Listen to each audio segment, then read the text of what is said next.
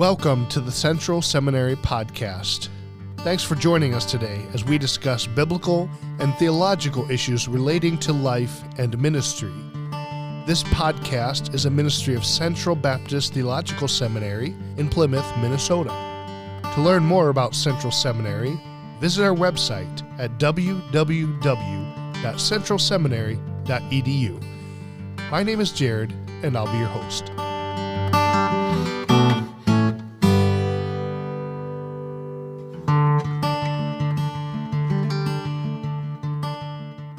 Well, good afternoon, and welcome back to another episode on the Central Seminary Podcast. I haven't been great at following these landmarks, but this is our 40th episode, so episode number 40. So we've been going for, I think, a year and 3 months, something like that. So you can celebrate by sharing and liking this episode, I suppose. We're back with Preston Mayes. Welcome back, Preston. Thank you. Glad to be here again. So we are finishing up our walk through some themes in the book of Job. Mm-hmm. And I wanted to ask, I think we asked you some of your favorite commentaries on the book of Job. I wanted to ask the reverse. Have you seen or read any really bad takes? Guys who just totally missed the mark on the book of Job. Anything come to mind? That totally missed the mark? No. I do think there's some misconceptions on the part of some people. Mm-hmm. So, for example, Job 2:12 is after his 2 rounds of suffering have unfolded. His wife tells him to just curse God and die. He says, "Shall we receive good from God, and shall we not receive evil?" And I've heard that verse quoted in such a way that it's like the final word on the subject, and that's all we need to know about suffering. And Job has the answer, so he must be great. He's a wonderful model to follow. The problem is that can't be the filter for understanding of the whole book. Mm-hmm. When you get to chapter 38 and the Lord finally appears, what he says to Job is, to Job now, not to friends, "Who is this that darkens counsel by words without knowledge?" That's his question for Job. And we need to follow him on that journey and understand how suffering will affect a person, and how Job responded maybe well to it and didn't respond well to it. It's a mixed response. He certainly didn't agree with the friends, which is a good thing. I think that's why the New Testament commends him and tells us to remember the endurance of Job. He wouldn't accept the wrong answer, even though culturally he was being pressured to do so. And there's a whole bunch of ways that we're culturally pressured to answer the God question wrong. When we suffer, we see that running rampant.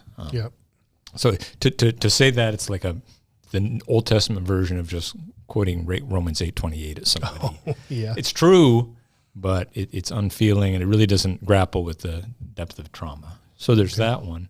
The other one is just one verse. Job says, "He knows the way that I take. When he has tried me, I shall come out as gold." It's a wonderful sentiment. We treat it as a quote that indicates, that trials have a beneficial effect. Problem is, that's not really what Job means by it. He's talking about, I think, a literal legal trial where he can proclaim his innocence. He's saying, "I'm gold right now. I am innocent of all these charges, and I'm willing to be fully examined," and swear to that under oath, which is, of course, what he'll do. So those would be 2 particularly bad takes. Well, that's a big difference, the second one. It is, and I hope the podcast, if nothing else, have sensitized us to the fact that there's a whole lot of theological struggle in his mind. And the answer that Job is given by the Lord is 4 chapters long. It's not, a Romans 8:28 kind of answer. Okay.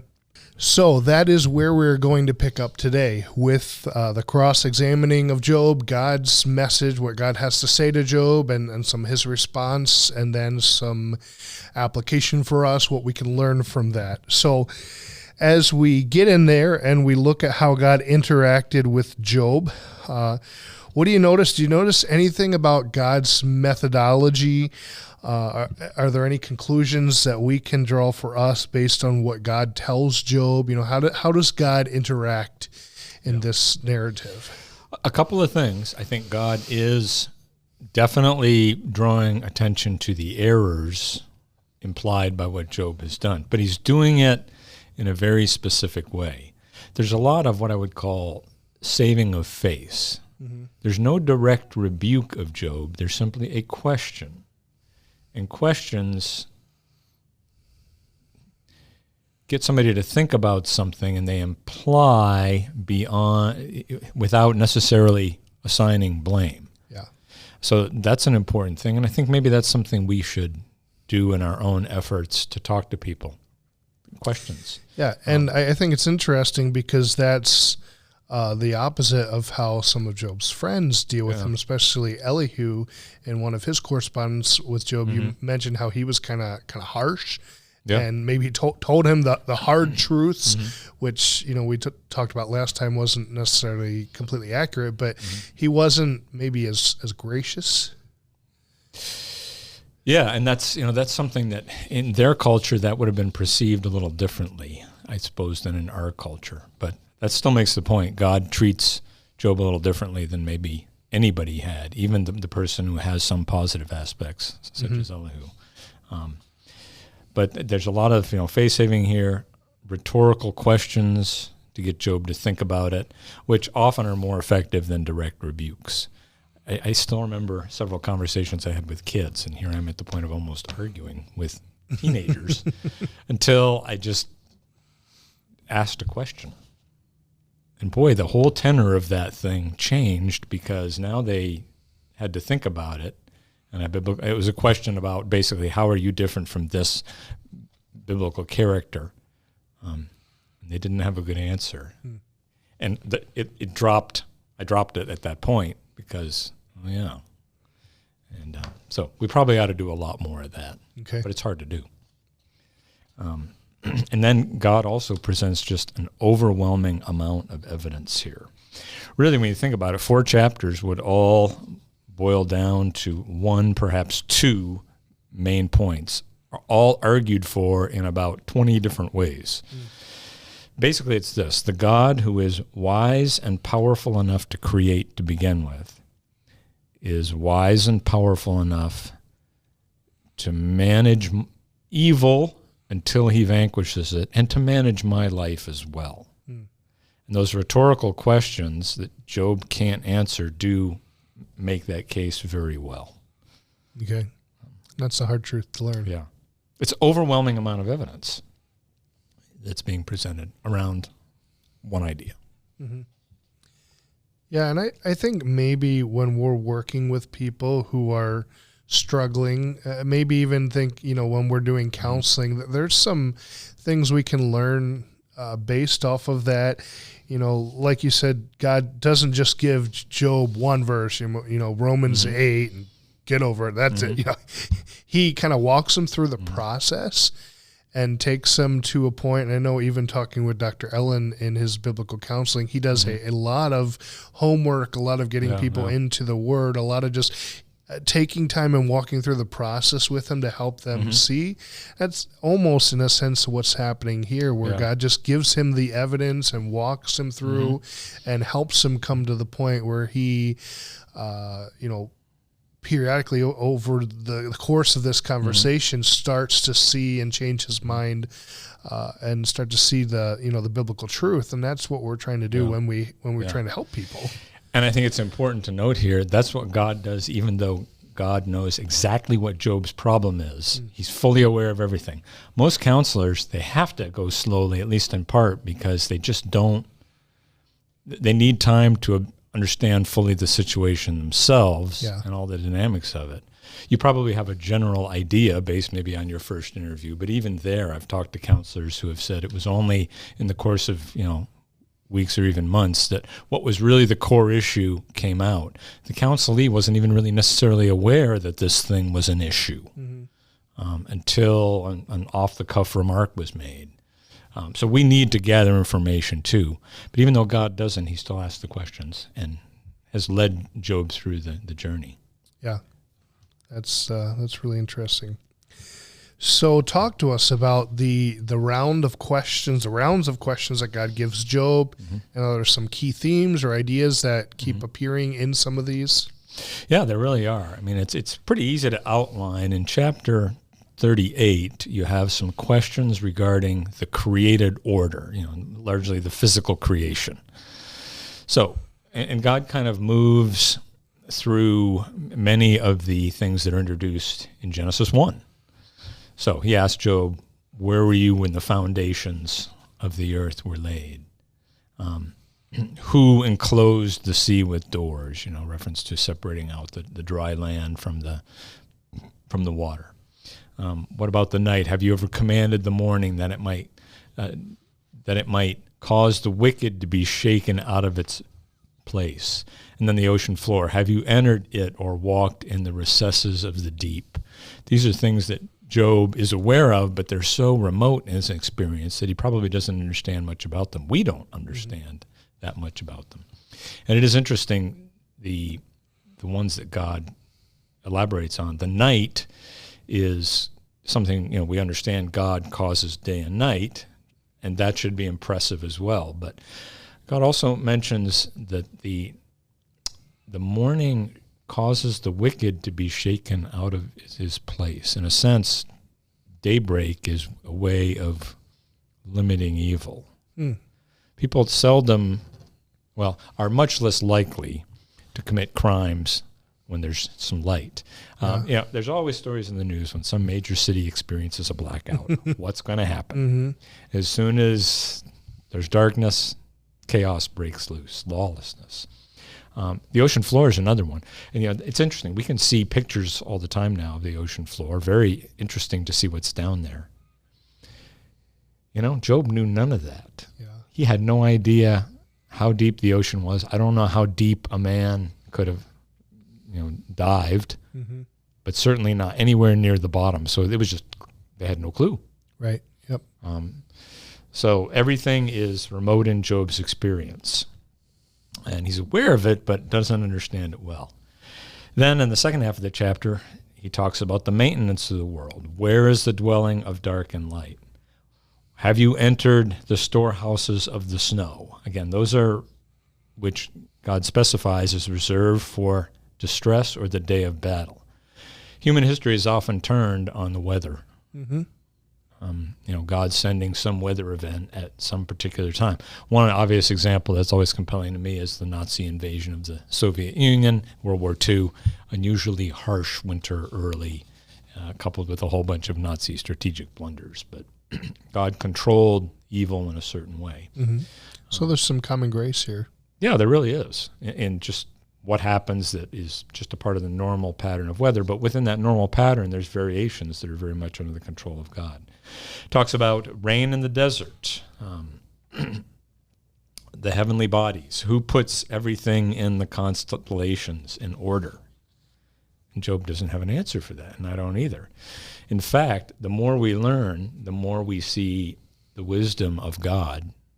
I saw a video recently, Carl Sagan famously said that there were 2 conditions necessary for life on as we know it. Well, they've expanded that list to about 200 now. Okay. And things you would never have thought of unless you were a scientist and have time to think. For example, this video mentioned Jupiter.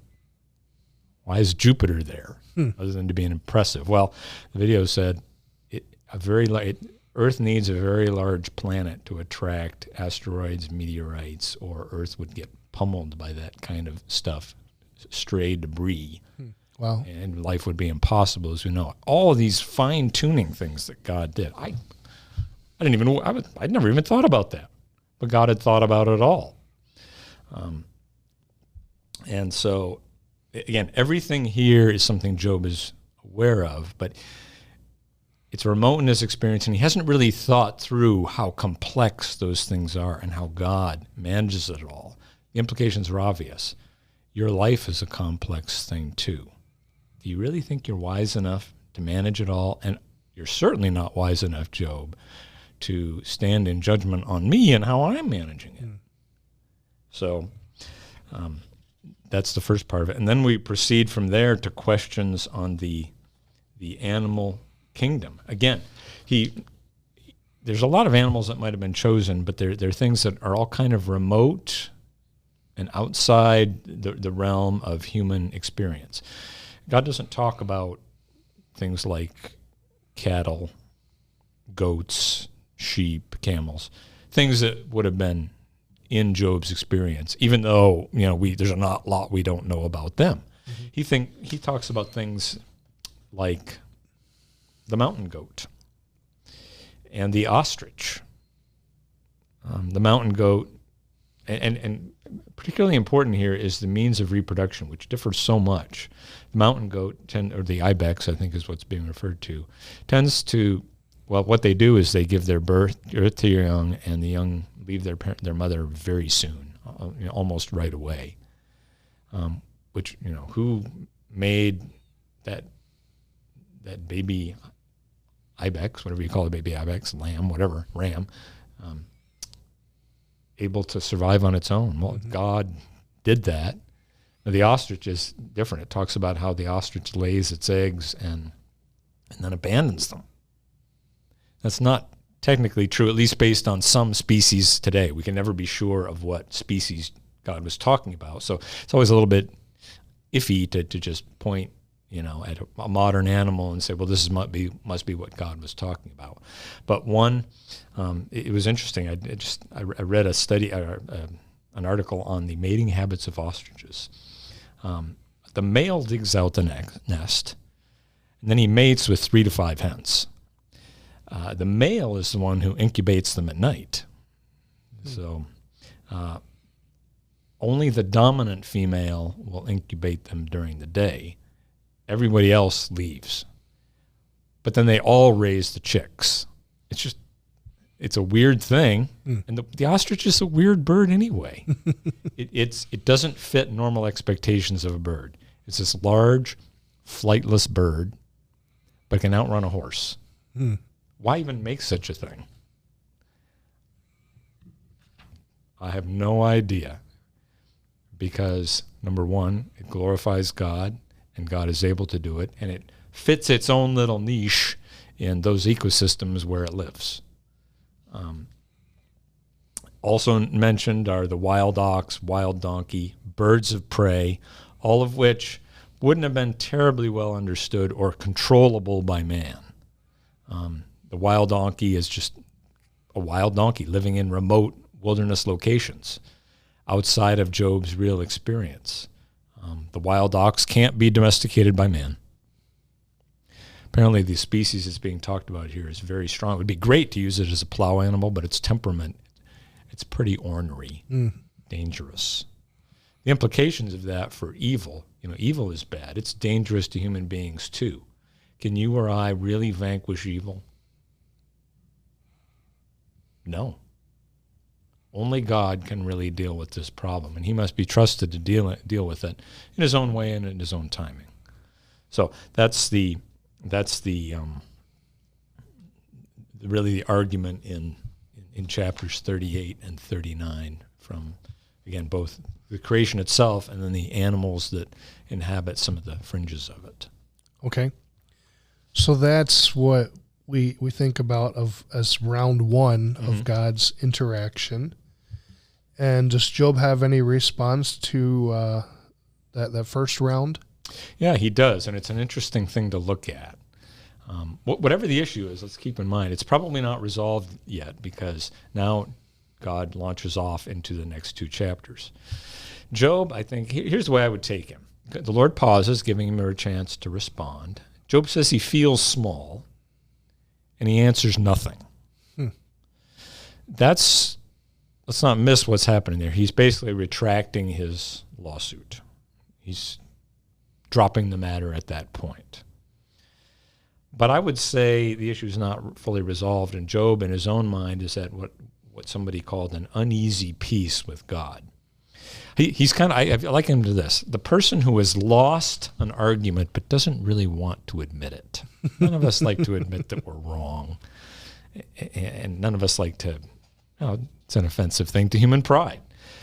But so sometimes if we've lost an argument, we'll respond. We won't really embrace the truth. We won't verbally affirm that the other person was correct. We'll just drop the matter and change the subject because we realize we've been beaten, but we don't want to press the matter any further. And that's really not what we want to see out of Job. It's not what any of us want to see. It's far less than the response we're going to see in chapter 42, which is really high praise of God that we'll get to in a second. So, and furthermore, the issue really is not over. God has pointed to a bunch of things and animals that Job is not very aware of to emphasize his lack of knowledge. And Job might still, as Eric Ortland noted, conclude that Job is ignorant of God, but God still has some dark and sinister plan for creation that Job is just unaware of. So, and that's not the case. God has no dark and sinister plan for creation. It's a good plan. And that's where Behemoth and Leviathan are going to make that case. Okay. So let's go into that round two of God's response to Job. Mm-hmm. Well, here we're going to get much more into the realm of arguing for why God's governance of the world as it now exists is good and right and perfect. And the questions that God begins with in chapter 40 are something we should just look at for a second and understand what God is saying here. Dress for action like a man. We're in verse 7 here. And dress for action like a man. I will question you, and you make it known to me. Will you even put me in the wrong? Will you condemn me that you may be in the right? Again, this is words to Job, so whatever Job has done is putting God in the wrong, which trauma sufferers are tempted to do. They just are. And it's understandable why, but it is very wrong to do so because God is perfect and always good, even though he allows evil. So, have you an arm like God? Can you thunder with a voice like his? Adorn yourself with majesty and dignity. Clothe yourself with glory and splendor. Pour out the overflowings of your anger look on everyone who is proud and abase him. So God is inviting Job, okay, go ahead, manage the world. Deal with evil correctly. If you can do that, verse 14, God says, then I will also acknowledge to you that your own right hand can save you. I would even praise you if you could do that. But we soon find, if we're honest with ourselves, we're going to have to admit, I just don't have the ability to establish righteousness and justice. It is interesting how people who are very critical during running for office or even occupying some position, who are critical of their predecessor. Yep. Once they're in that position, all of a sudden their predecessor seems a little wiser. It's like the old saying. I really didn't think my dad was wise until I got to be older, and I was a father and I understood. And it is true. Anything that a human government can do is limited. Do I really have the ability to judge righteously and justly, to know fully what people have done, and even if they're guilty? No, the human system that we have is very imperfect. It should restrain evil on some level, but there's no way to make it any better than it is, really. Injustices will exist. So, can you do any better? And I think we need to understand here.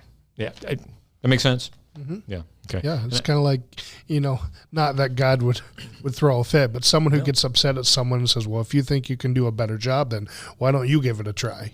Yeah, it's almost as if God is saying, well, you think you can do it, go ahead. And that's really very much, these are all questions. I should think through these questions and think through my answer. And I should say, after each verse, I don't know. That's a good question.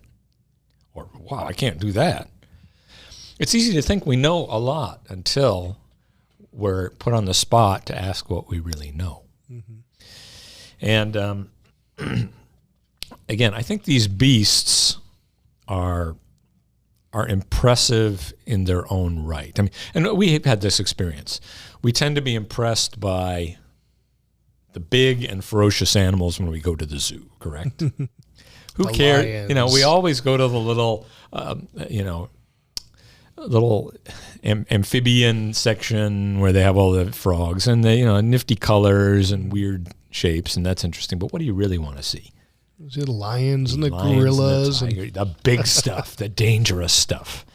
And so that's what God is doing here. And I think we do need to have a little discussion here about something, because you won't have to read very far before you will get a lot of disagreement on Behemoth and Leviathan on two levels. First of all, what exactly are they? But even before we get to that, we really have to then ask the question, are these real beasts or are they mythic beasts? Things that God is just using to portray his control of evil. And here's my take on this, okay? The short version of it for the podcast. I think I would say they are real beasts. However, if you just leave it on that level, you'll really miss the significance of what's going on. Pagan thinking always associates beasts with cosmic forces, whether those cosmic forces are good or evil, based on what's known as continuity thinking, okay, which is a whole nother discussion for another day. Now, and Scripture uses some of this same imagery. Now, when it does it, it's not lending any credence to pagan notions of the universe. But neither does it argue against pagan conceptions of the universe based on what we would do. Logic, Greek thinking, the logical inconsistencies, the impossibility of such things. Instead, what God does is it demonstrates how what the pagan mind thinks is powerful is actually powerless before God. So a good example of this is the plagues in Egypt. Now, we view these as impressive feats in and of themselves simply because they were acts of God that could not be repeated, things that humans can't do. But again, keep in their minds, in Egypt, all the gods are associated with some realm of nature. Mm-hmm. For example, the cow god Hathor is the the goddess of a number of things: fertility, love, music, dancing, beauty, pleasure, etc. I guess just about everything. There's also the god Heket. I'm probably mispronouncing that. So if there's any Egyptologists listening to this, my apologies. That's the goddess of fertility. It's often portrayed as a frog. Now, I think both of these things in nature have certain functions. Let's take the frog. Frogs lay a lot of eggs. Depends on the species. Another one of those species, differentiation things. Some of them just lay a few eggs. One species I read of lays maybe 10, and they're implanted by the father in the mother's back. Why you do that, I don't know. Other species lay thousands of them. Many of them are destined to be used just for food for other creatures. But if you're an Egyptian, I'm guessing the species of frogs that they were looking at, you would have seen this all the time. And they lay eggs, and there's thousands of them. So you associate this with particular fertility, and so that's what you did. Now, I do think that if you think about pagan conceptions of these animals, let's take Hathor and Heket, the cow and the frog. In Egyptian art, sometimes it's portrayed simply as a cow or a frog. But often it's this stylized kind of version, where you've got on the one hand a human head, a human body with a frog or a cow head on top of it. You won't find that anywhere in nature. Doesn't exist. But in continuity thinking, that does exist. Now, having said that, I would say it might be in the description of these animals, there'd be some incorporation of some of those descriptive elements. Although when you read through everything, it looks just like they're describing, everything works. It doesn't, there's no mixing of features between humans and these animals. But so even though they're definite animals, I would still say there's some sort of mythic concept there. And in their thinking, these kind of animals are hostile to humans, the behemoth and the leviathan, very hostile. You wouldn't want to come near it, which is probably meaning that in the thinking that Job was familiar with, these were associated with evil forces. And yet if God creates them and controls them, what does that suggest about his creation and control of evil forces? The same. And this is a very biblical concept that we probably miss. I'll give you, one final quotation here from Jethro in Genesis 18. When Moses told him about the plagues, he said, "Now I know that the Lord is more powerful than what? All realms of nature? No, than the gods of Egypt." He is referencing very briefly that theology. And of course, we know when Israel set up false worship on Mount Sinai, it was a golden what? A calf. They'd picked that up in Egypt as something representing God. They were just trying to assign it as a new identity to the Lord. So, so that's the mythic aspect of it. Yeah. As far as the specifics of the animals themselves, behemoth is the description is much shorter, but it's a bad animal. It's a animal you don't want to mess with. Whether we talk about it as if it's a hippo or a dinosaur or maybe something else we don't even know about. Perhaps a word about that, because I know that one might be a big issue. There's a translation issue there. In most versions, it talks about stiffening its tail like a cedar and talking about the strength in its belly. That might suggest it's very strong in its hips. It has a strong stance. You're not going to move it at all.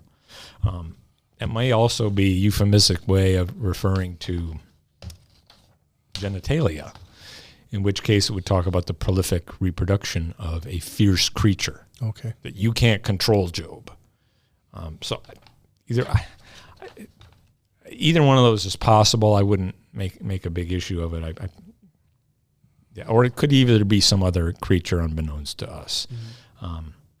We often run into issues of flora and fauna identification. You got to keep in mind species differentiation does happen. So whatever God is pointing to might not exist in our experience anymore, even though it exists in a related animal. So I would say that a lot of in print, a lot of people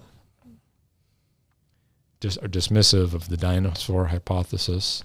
The most, in a way that doesn't fairly deal with the evidence. I think the most likely reasons, the motivations, I don't know, but they seem to me to be either a commitment to read Job as some sort of fiction, that's just borrowing mythic concepts and saying this is just total myth, the animals don't exist, there's nothing real, or a commitment to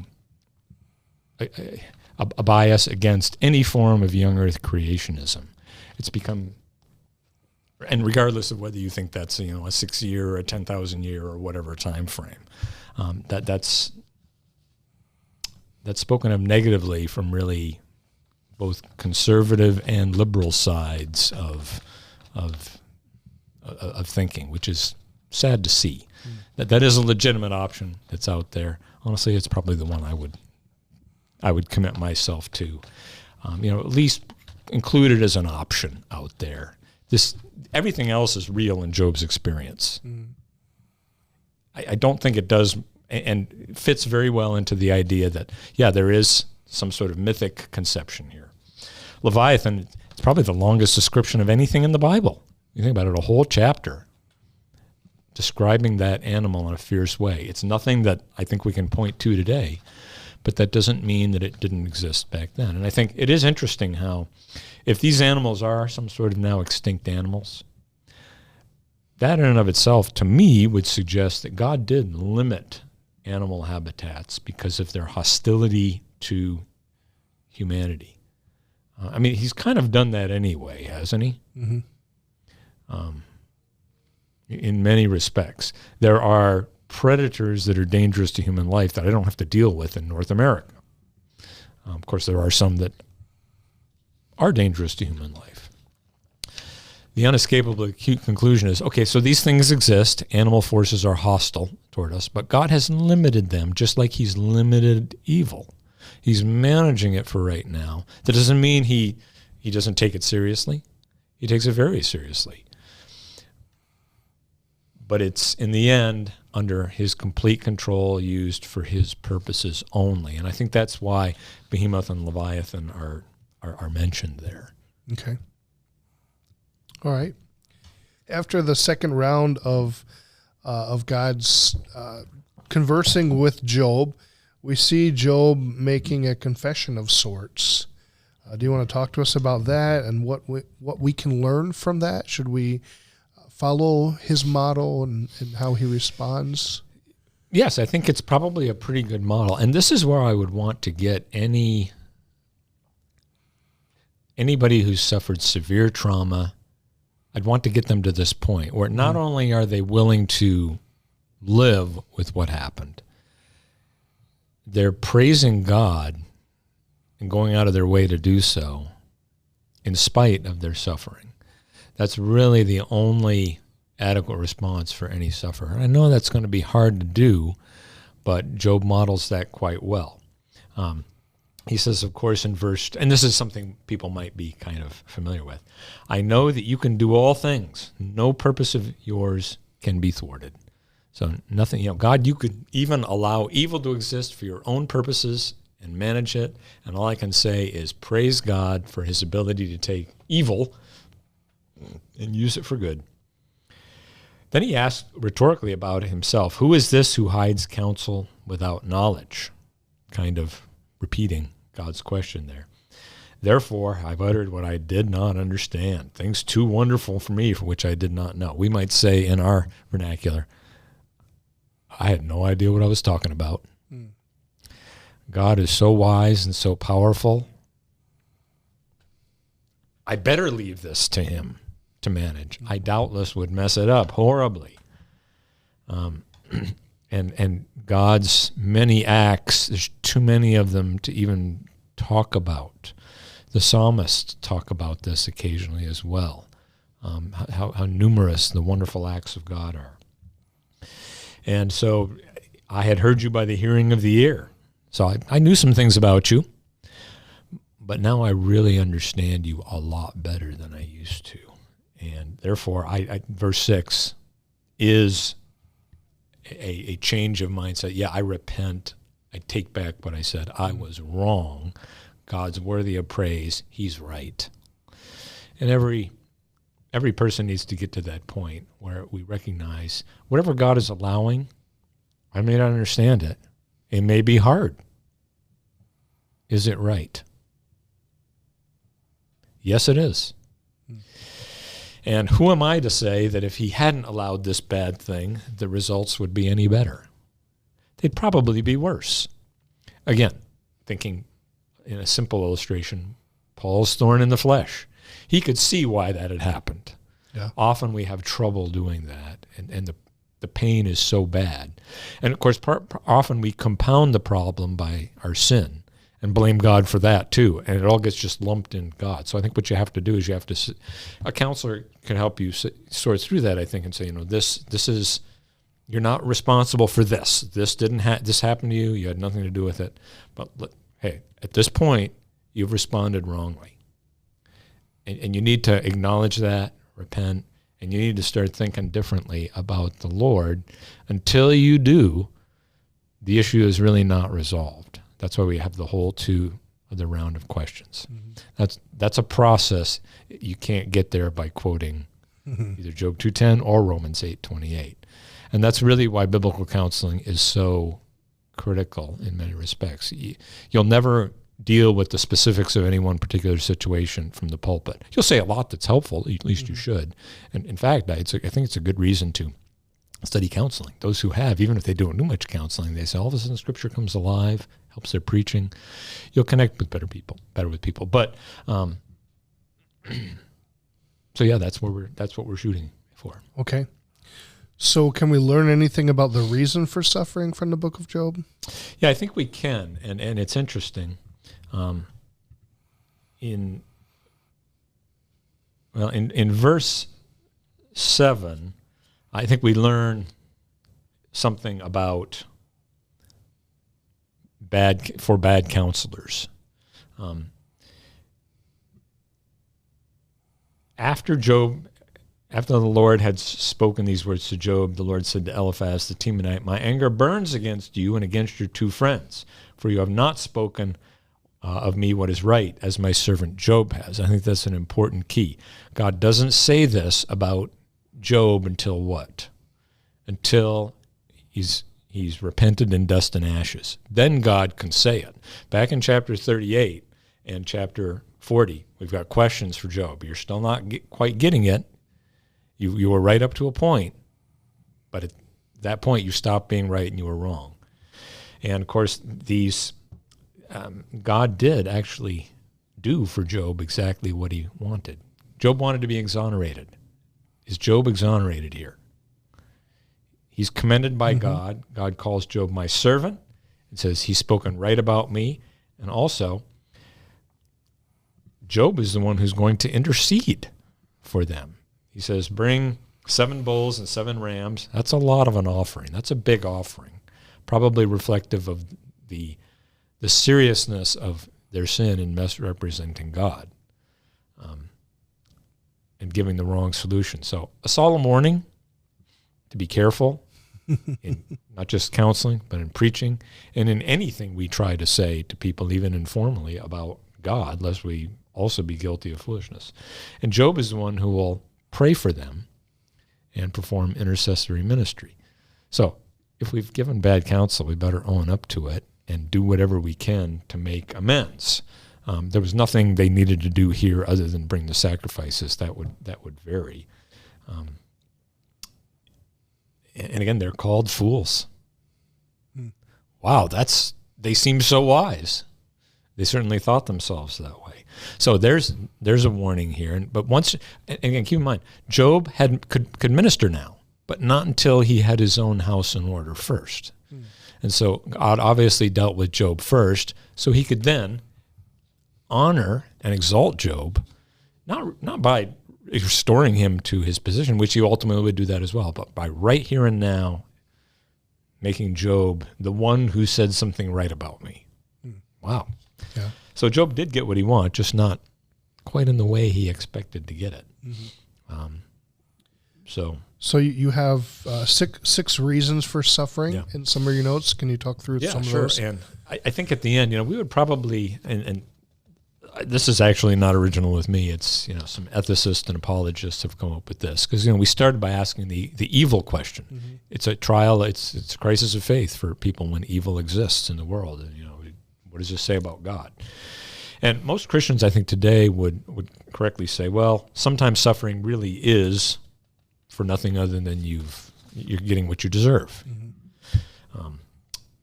Sometimes it's also, Christians would say, it's educative. We're going to learn something. We're going to be able to minister out of it. Okay. But there are 4 other reasons which are very good that we probably don't consider much. One of them is the communion aspect. When I suffer, it greatly strengthens my relationship with God. As long as I'm willing to keep looking to Him, I will look to His Word, and the pages of the Bible will probably come alive to me in a way that they wouldn't have until I had the context of reading them as a sufferer. You usually can't understand somebody's experience until you can understand something was bad, but you really can't understand how bad it was until you've been there yourself. So I've had many people talk to me that, I'd read Psalms. It was all very interesting. And then this happened to me. And I met with God in that experience and learned of Him and it was worth it on that basis alone. And it would be worth it for me to lose everything if, in its place, I had a greater knowledge of who God is. That's really the only thing that brings any human satisfaction. It's really the only thing we were created for. And it's true. God gives us other things to enjoy as well. That's part of what he is, the giver of all good things. Nonetheless, I need to know him and understand him better and put those things in their proper perspective as gracious gifts from him that are much less valuable than knowing the giver who gave them. So the communion aspect. There's the eschatological aspect of it. I think we do sometimes want this earth to be a little bit of heaven. It isn't. It's only the new heaven and the new earth that will balance all this out, vanquish evil, and the world will be like it is. If for no other reason, just to keep us from living wrongly for the temporal, I think it's wise that God allows suffering. This world is broken due to human sin. It's not fixable apart from the work of Christ, the divine work of the Godhead, in the God-man Jesus Christ. Two other reasons: determinism. Some of it's inescapable. I think everything probably has a reason, but we'll never figure it out. So some things we'll just have to chalk up to, well, God knows, and I'll never figure it out. But the other one I like is really the mystery aspect that some of us will never understand. And I think I kind of mentioned this earlier, but I've thought through this some. Why would God create at all? I mean, whenever I'm making a decision, I do some sort of risk-reward analysis. And honestly, based on the risks or rewards of making a decision, knowing everything that was going to happen, all the evil, all the suffering, I probably wouldn't have decided to create. I would have said it just isn't worth it. As soon as I say that, it is a heretical thought because it puts me as a judge over what God should or should not have done. Mm-hmm. Well, I can't judge him. I can't begin to understand him. So I'm just going to have to trust that the only one who perfectly knows right and wrong did not violate his perfect and righteous character by creating this version of the world as we now know it. But I still find it hard to understand why God would do such a thing, coming back to but all the suffering. Well, God knows. Mm-hmm. At the end of it all, I should say, wow, God is truly worthy of my worship. Just like Job and the friends, I think we want God to be something we can reduce to human understanding and fully fathom him. It just can't be done. For me to really understand God, I'd have to be God. Mm-hmm. So we're just going to have to accept there's some things about him I don't think I'll ever understand because I'm not him. That's why he's worthy of our worship. And I think Job's words are very worshipful in nature. And I know just really reading through and thinking about and studying and grappling those last 4 chapters should be one of the most worshipful experiences we have. It emphasizes the vast chasm between God's abilities and mine. So one final question before we go. Do you have any interpretive principles or suggestions for those who are studying the book of Job? Maybe you have a pastor who's listening and they want to preach through Job, mm-hmm. or a Sunday school or Bible teacher, and they're just struggling with how to even approach it. Is Job the type of book where you would go verse by verse? Is it better taken in larger chunks? Mm-hmm. How would you break it up? Yeah. Or do you have any advice for that? Well, I would say rather shamelessly, we do teach a class here, so take the class. But no, in all seriousness, to me it's helpful to think of this as a story. It's got a narrative frame. Mm-hmm. Chapters 1 and 2 and 48 are very narrative, and you've got characters, but they're speaking in poetry, as so you have to understand a little bit about how poetry works. So we're getting into dealing with metaphor, poetic parallelism. So if you know you really have to study that. And it's really when I made that connection and said, wait a second, I know how poetry works. So filter it through that it started making sense. I have done this as a 3-hour class, a 2-hour class. 3-hour class would be like 45 sessions.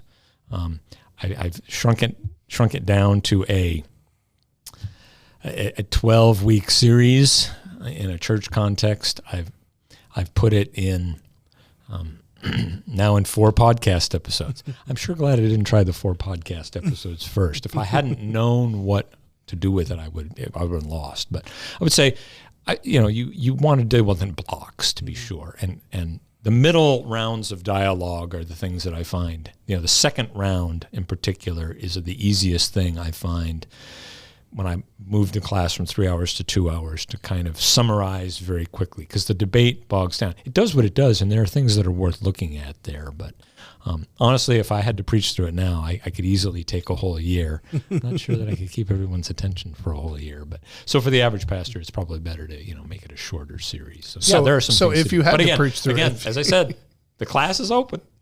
If you were the pastor of a church and you were planning your sermon series and you could dedicate as much or as little to the book of Job, what do you think would be an ideal number? Are we talking in the 5 or 6 sermon series, in the 12 to 14 sermon series, in the 20 sermon series? I mean, I'm sure you could do 20, but how do you think you would break it up? I don't know. Now that I've done the podcast episodes, that gives everybody a nice overview all at once, in a way that you can get your mind around the whole book. That's hard to do even in a 12-week series, although it'd be easier than certainly a 15-week series or a 30-week series or whatever. So I just have a lifelong love affair with the book of Job, so it would be hard for me to limit myself, but I know there are other things you have to discuss in Scripture. And I suppose the highlights of what's going on in Job, in a church context, I would probably devote at least 12 messages to it. Okay. But I could go longer or shorter now. Okay. All right. Well, thanks for answering that question, and thank you for your time and talking with us over the past few weeks. Okay. Thank you again for having me. Really have enjoyed it. Next time on the Central Seminary Podcast. Perhaps over-theologize the idea of covenant. Talk to us about some of the terminology used in covenant language. That's a lot of information. I hope you can process all of that. 2 essential elements of a covenant: they define relationship and they define obligation. There are many, many, many who talk or think about covenants in terms of conditional covenant. Do we see this in some of the culture around Israel? All covenants, by their very nature, have conditions. Biblical covenants and understanding covenants. There are conditions. Let's not call it unconditional. Let's call it unilateral. Not the most accurate way to describe covenant. We actually spend most of the time on it in my dispensationalism class. How are covenants often misunderstood? Look for our next episode on the Central Seminary Podcast.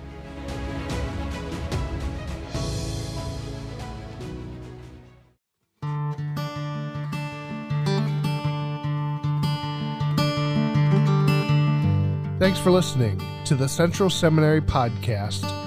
Our mission at Central Seminary is to assist New Testament churches in equipping spiritual leaders for Christ-exalting biblical ministry. Since its founding in 1956, Central Seminary has sought to provide serious students of God's Word with robust theological education as they prepare for ministry. We have many graduates around the world who are serving in countless ways to spread the gospel and proclaim the name of Jesus Christ. Find out more at our website, centralseminary.edu.